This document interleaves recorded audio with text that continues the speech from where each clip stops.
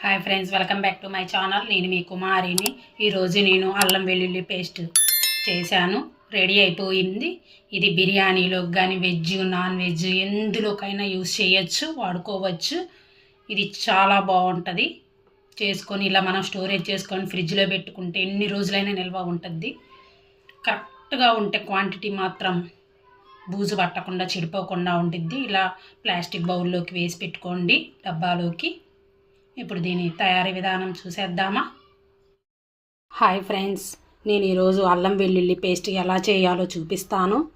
ముందు అల్లాన్ని తీసుకొని బాగా పైన లేయర్ చెక్కంతా తీసేసి ఇలా ముక్కలుగా కట్ చేసి పెట్టుకున్నాను. వెల్లుల్లి కూడా తీసుకున్నాను. ఇప్పుడు 1 కప్పు అల్లాన్ని మీకు కొలిచి చూపిస్తాను. ఇప్పుడు 1 కప్పు అల్లం వేద్దాం మిక్సీలోకి.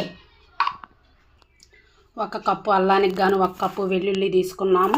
ఇది కూడా మిక్సీలో వేసుకుందాము. ఇందులోకి కొంచెం సాల్ట్, కొంచెం ఆయిల్ వేసుకుందాము. ఇప్పుడు మనం మూత పెట్టుకొని మిక్సీకి వేసుకుందాము. మిక్సీకి వేసుకున్నాము. ఒకసారి మూత తీసి చూద్దాము. చూడండి, ఇలా అల్లం వెల్లుల్లి పేస్ట్ ఇలా చేసుకున్నాము.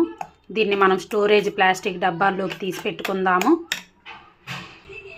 అల్లం వెల్లుల్లి పేస్ట్ ఒక ప్లాస్టిక్ డబ్బాలోకి తీసుకున్నాను.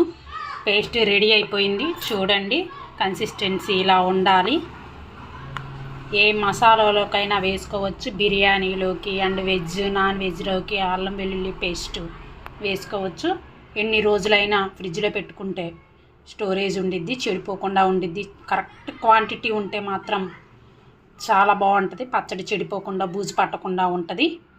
నా వీడియో కానీ మీకు నచ్చినట్లయితే ప్లీజ్ లైక్ చేయండి, షేర్ చేయండి, కామెంట్ సెక్షన్లో కామెంట్ చేయండి, ప్లీజ్ సబ్స్క్రైబ్ చేయండి.